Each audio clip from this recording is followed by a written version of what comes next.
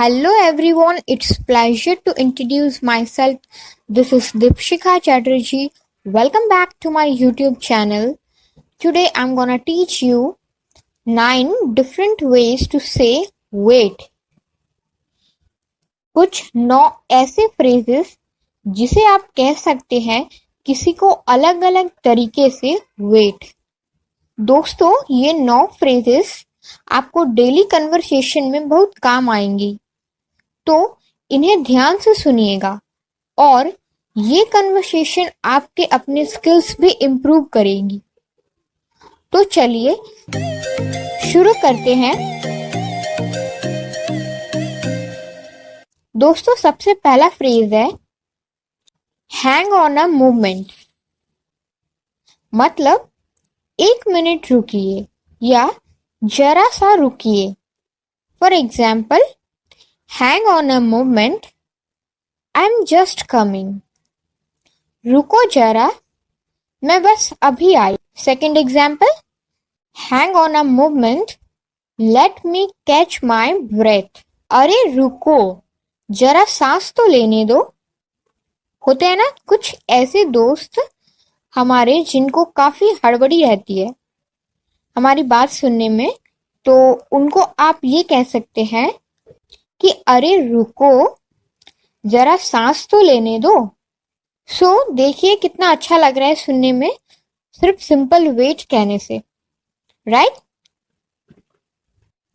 तो चलिए बढ़ते हैं हम अपने दूसरे फ्रेज के साथ, बियर विद मी। इसका मतलब please adjust. It means please मेरे साथ एडजस्ट कर लीजिए। ये आप तब यूज कर सकते हैं जब आप किसी को ज्यादा देर तक इंतजार नहीं करवाना चाहते हैं या वो ऑलरेडी आपका इंतजार कर रहा हो, तो ये बहुत पोलाइट तरीका है वेट कहने का।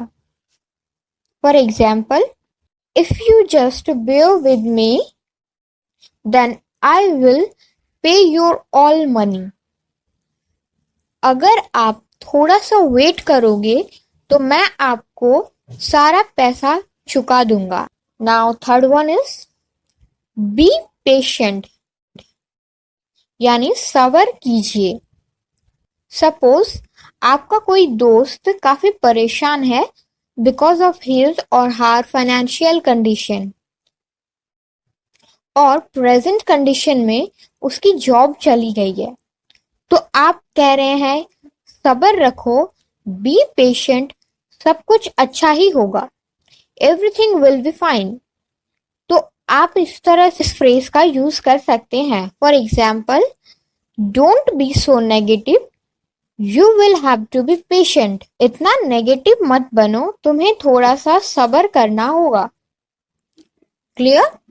Okay, now next one is hang on a minute,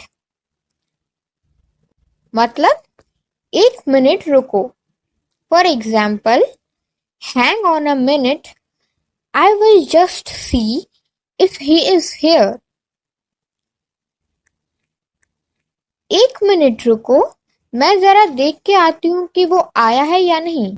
suppose आप अपने दोस्त के साथ किसी से मिलने आए हो और वो उस टाइम अवेलेबल नहीं था, तो आप अपने दोस्त को कह रहे हो कि रुको, मैं जस्ट चेक करके आती हूँ कि वो आ गया है या नहीं। Okay, next one is hold on. इसका मतलब भी होता है दोस्तों कि वेट करो। आप इसका यूज सबसे ज्यादा फोन पे यूज कर सकते हो। For example, can you hold on a minute please? क्या आप 1 मिनट के लिए होल्ड कर सकते हो, यानी वेट कर सकते हो प्लीज?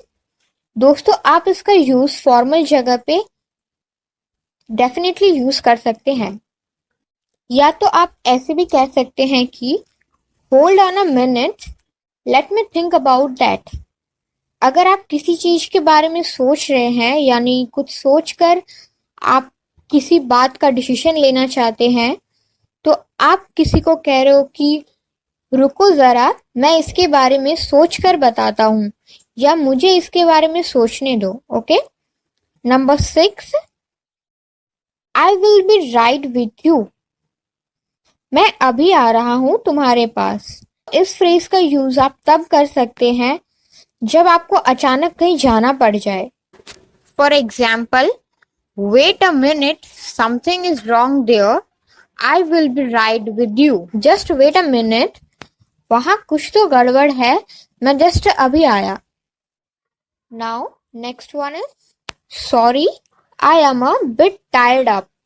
इसका मतलब यह है कि अभी मैं काम में बहुत बिजी हूँ, आपको वेट करना पड़ेगा। आप इसे यूज तब कर सकते हैं जब आप कोई इम्पोर्टेंट काम कर रहे हो या आप कोई ऑफिस के मीटिंग में बिजी हैं, तो आप इस फ्रेज का यूज कर सकते हैं वेट कहने के लिए।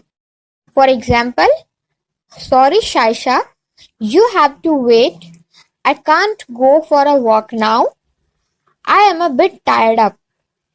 सॉरी शाइशा, तुम्हें वेट करना पड़ेगा, मैं अभी घूमने नहीं जा सकती, थोड़ा काम में बिजी हूँ।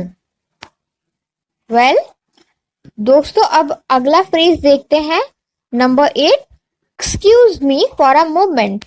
आप इसे तब यूज कर सकते हो जब आपको कहीं से उठकर जाना पड़ता हो, या कॉल रिसीव करना हो, या दरवाजे पर कोई आ गया हो।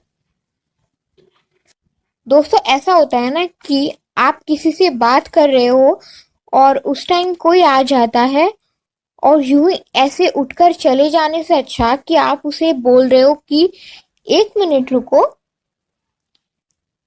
मैं देख के आती हूँ कि कौन आया है। तो उस टाइम आप कहोगे excuse me for a moment, I will be right back. Right back यानी तुरंत आना।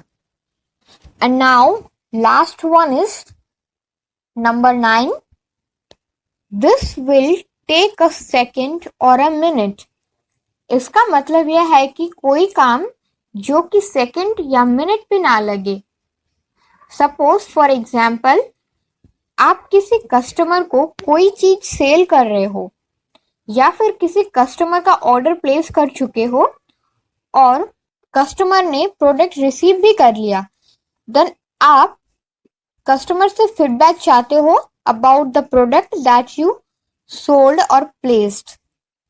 तो आप इसका यूज ऐसे करेंगे कि ma'am, can you please share the feedback, I promise this will take a minute और अ सेकेंड। क्या आप प्लीज फीडबैक शेयर कर सकते हैं?